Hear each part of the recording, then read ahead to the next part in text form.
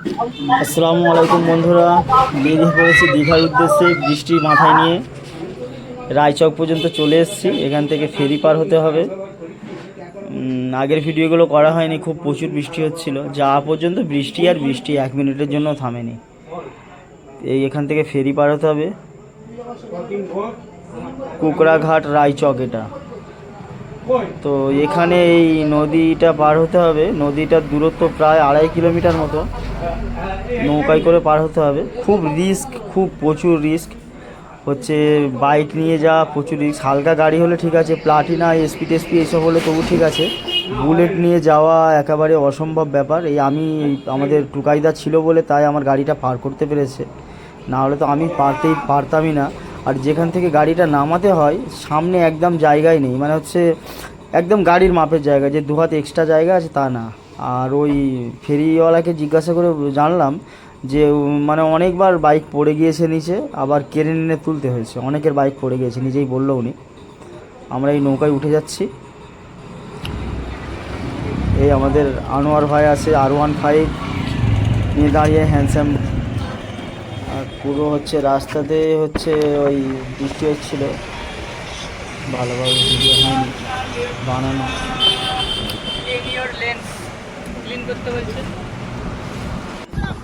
আমরা প্রায় দীঘার কাছাকাছি চলে এসেছি।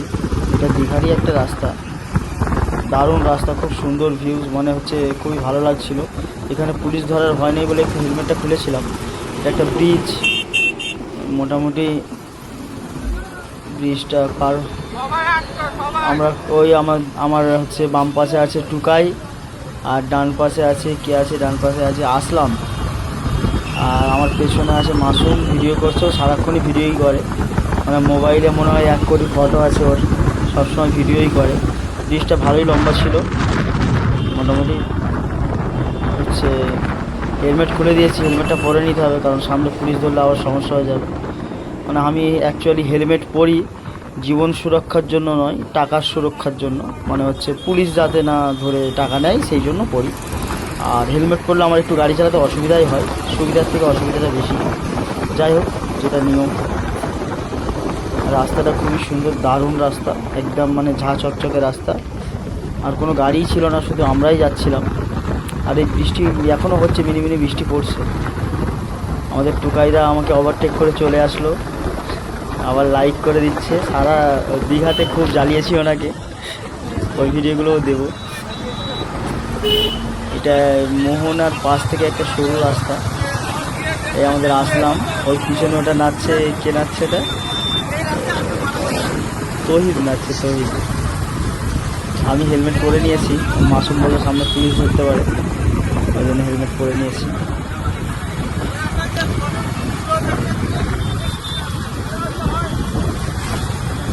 আমি লুঙ্গি পরে গিয়েছিলাম বন্ধুরা, মানে প্যান্ট পরেছি ওখানে গিয়ে, কিন্তু রাস্তাতে লুঙ্গি পরে গিয়েছি। রাস্তা দারুণ রাস্তা, একদম পরিবেশ খুবই ভালো। এটা অ্যাকচুয়ালি দীঘা যাওয়ার একটা বাইপাস। চলে এসেছি হোটেলে, হোটেল হচ্ছে মর্নিং গ্লো নাম হোটেলের, মোটামুটি ওই 4.8 রেটিং, দামি হোটেল, অনেক টাকা ভাড়া, 4,200 টাকা করে বানিয়েছিল ভাড়া, মানে ডবল বেডরুম। তো আমার গাড়ি রাখা, এই গেট থেকে ঢুকছি, মোটামুটি ভালো হোটেল, সুইমিং পুল আছে, সব কিছুই আছে। আর এটা রিসেপশান, এখানে প্লাস্টিকের ফুল দেওয়া আছে, যেদিকে সোফা রাখা আছে। রিসেপশানে 2জন করে মহিলা থাকে, এখন দেখলাম একজন আছে। 402 চাবিটা নিয়ে নেব। ভদ্রমহিলা বলছিলেন যে ক্যামেরা করবেন না। এখান থেকে গেটটা পার হয়ে রিসেপশানের পরে লিফট করে আমাদের যেতে হবে 4তলাতে। 4তলাতে রুমটা নিয়েছিলাম, 4তলায় চলে যাব আমরা। হোটেল রুমটা একটু শেষের দিকে দেখাবো। হচ্ছে প্রথমে আমি সুইমিং পুলটা দেখাবো, ঠিক আছে বন্ধুরা, আর হোটেল রুমটা একটু শেষের দিকে দেখাবো।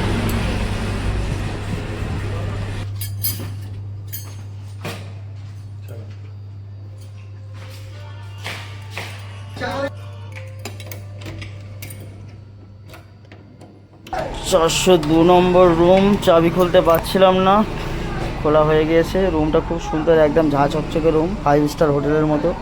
টেলিফোন থেকে শুরু করে চা কফি করার সরঞ্জাম, ফ্রিজ, হ্যাঁ সব কিছুই মোটামুটি আছে। জলের বোতল, এটা সেটা ওটা, জুতো রাখা, হেলমেট রাখার, জামা কাপড় রাখার, 32 ইঞ্চি এলইডি লাগানো আছে, ইউটিউব, নেটফ্লিক্স, কেবিল সব কিছুই আছে। টেলিফোন আছে, নাইট ল্যাম্প আছে, এসি আছে, মানে একদম মানে কোনো কিছুর কমি নেই, মানে কোনো কিছু কমি বলা যাবে না, আছে। কাবার্ড আছে, এখানে আয়না আছে। আমি একটু গামছা পরে এসে গেলাম ভিডিওতে, বন্ধুরা কিছু মনে করবেন না। আর এখানে একটা গ্যালারিও আছে, গ্যালারিটাও বেশ দারুণ সুন্দর, পুরো একদম বাইরের ভিউটা পুরোপুরিভাবে দেখা যায়। আমি শুয়েই ছিলাম সারাক্ষণ, এই দেখাচ্ছি বন্ধুরা। এখানে সব লাইন দিয়ে হোটেল, এই যতগুলো বিল্ডিং দেখা যাচ্ছে এগুলো সব হোটেল, সব হোটেল, সব সব এগুলো সব হোটেল। একটাও কারোর বাড়ি দোকান এটা কিছু নেই, শুধু হোটেল, হোটেল ছাড়া কিছু নেই। সুইমিং পুলটা দেখাবো বন্ধুরা, এই উপরে ছাদে আছে, সিঁড়ি থেকে উপরের এটা উঠলাম, সিঁড়ি থেকে উপরে গিয়ে এখানেই সুইমিং পুলটা আছে। আমি যখন গিয়েছিলাম তখন সুইমিং পুলে কেউ ছিল না, আর সবসময় ভরাই থাকে, ওই জন্য আমি খালি টাইমে গিয়েছিলাম। এখানে একজন বসে আছে গেঞ্জি আর প্যান্ট বিক্রি করার জন্য। ওরা নিয়ম করে রেখেছে যে হচ্ছে সিল্ক প্যান্ট আর সিল্ক জামা ছাড়া অন্য কিছু পরা যাবে না, মানে এটা একটা ওদের কৌশল, যাতে ওদের থেকে কিনতে হয় 150-200 টাকা দাম। আমি হচ্ছে একটু নেমে একটু এদিক ওদিক করে নিলাম। আমি হচ্ছে বাইরে থেকে একটা সিল্কের আর প্যান্ট আর গেঞ্জি কিনে নিয়েছিলাম, ওদের থেকে কিনিনি। ওনাকে আমি গিয়ে জিজ্ঞাসা করেছিলাম যে দাদা এখানে বসে আছেন কেন? বলছে এমনি বসে আছি, কোনো যদি সমস্যা হয়। বলি কোনো সমস্যা হয় ওই জন্য বসে আছেন, নাকি হচ্ছে প্যান্ট আর গেঞ্জি বিক্রি করার জন্য বসে আছেন? হাসছিল আমার কথা শুনে। মোটামুটি ভালো, এটা একদম 5 তলার উপরে সুইমিং পুলটা, সুন্দর পরিবেশ।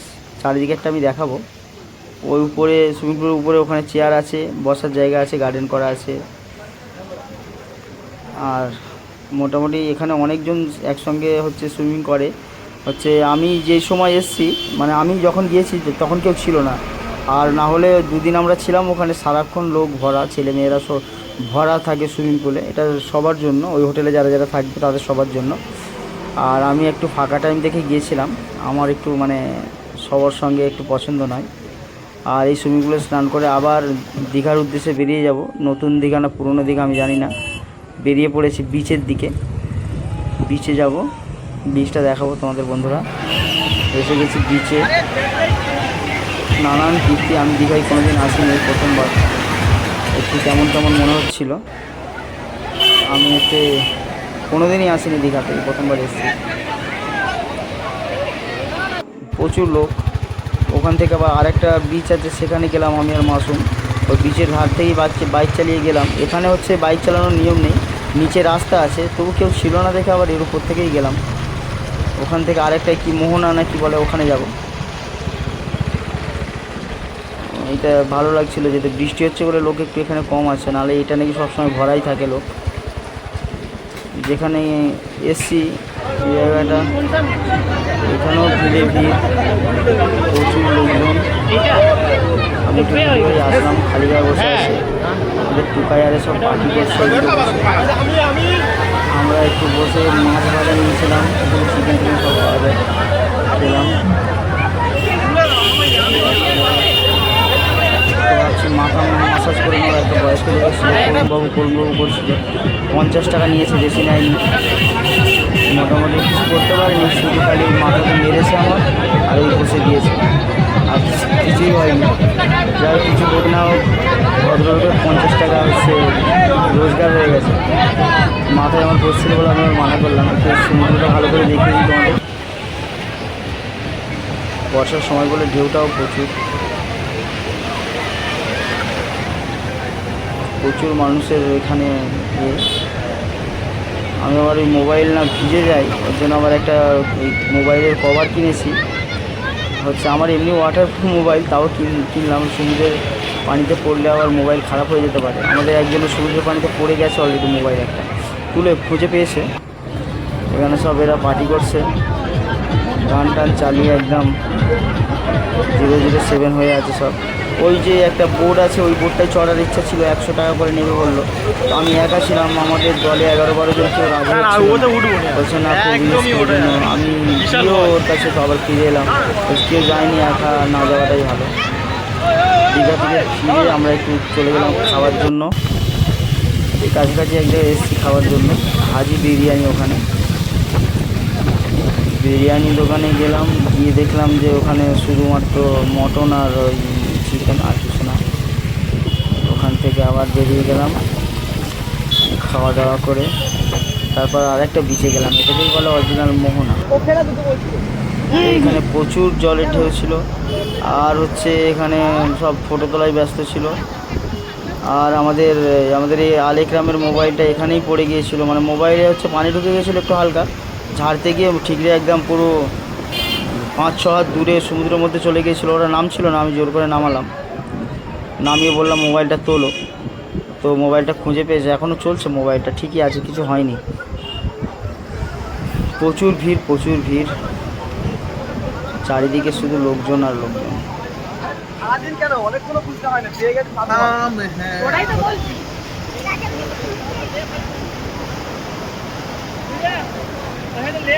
তারপরে চলে এলাম বন্ধুরা হোটেলে এসে একটু চা খেলাম, বিছানায় বসে একটু চা খেয়ে একটু রেস্ট নেব, একটু ঘুমাবো, ঘুমিয়ে আবার সন্ধ্যার দিকে যাব বিচে। আমি আর মাসুম ঘুমিয়ে পড়েছি দুজনে, দেখতেই পাচ্ছ, দুজনেই ঘুমিয়ে পড়েছি, মানে শুয়ে পড়েছি, ঘুম হয়নি, ওখানে গিয়ে ঘুম হয়। আর আমাদের পাশের রুমের বন্ধুরা এসে প্রচুর জ্বালাচ্ছিল। সন্ধ্যার সময় আমরা আবার বেরিয়ে পড়লাম হচ্ছে কাছের বিচটা, ওটা কী বলে, নিউ দীঘার যে বিচ আছে ওখানে। এখানে অনেক রকমের দোকান ছিল, এটা হচ্ছে এটা সেটা সব পাওয়া যায়। এখানে কিছুক্ষণ ঘোরাঘুরি করা হলো, এই অনেক কিছু বিক্রি হচ্ছে, কিন্তু সব আনতে গেলে বড় ব্যাগ নিতে, আমার কাছে বড় ব্যাগ ছিল না। একটা মোবাইলের স্ট্যান্ড বিক্রি করছে, সেলফি স্টিক, এটা সেটা সব বিক্রি করছে। 80 টাকার মাল বললো, 480 টাকা দাম। এখানে ঘোরাঘুরি হচ্ছে, মাসুম তো শুধু ফটোই তুলে যাচ্ছে। এই ভিডিওগুলো মাসুমের মোবাইলেই করেছি। এখানে একটু বসেছিলাম মনে হয়। তারপর সন্ধ্যার সময় এখানে অনেক দূর পর্যন্ত জল উঠে গেছে, নিচে কেউ নামছে না। এটা এই ধারেই সবাই বসে ঘোরাঘুরি করছে, বা পাথরের উপরে অনেকে বসে আছে। পাথরটা দেখাবো তোমাদের।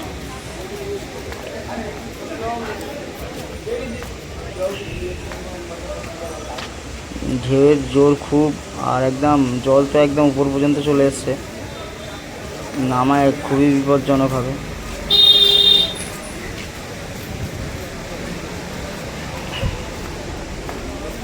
আমরা 2-2.5 দিন মতো ছিলাম, আমি রেকর্ডিং করিনি তেমন, নাহলে অনেক ভিডিও হতো।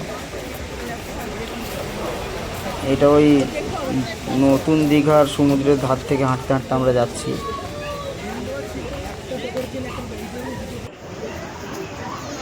ওখানে আবার ওই বিচের পাশে একটা পার্ক মতো করা আছে, ওখানে আবার অনেকে বসে আছে।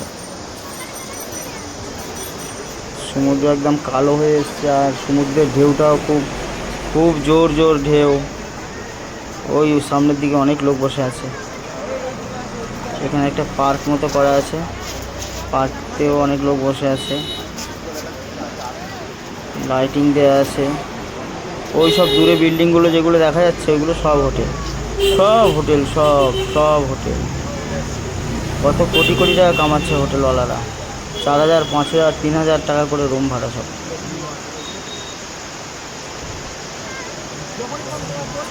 ঠিক আছে, দীঘা ঘোরা হয়ে গেল বন্ধুরা, এবার বাড়ির উদ্দেশ্যে বেরিয়ে পড়েছি। আবার নতুন ভিডিও দেখা হবে।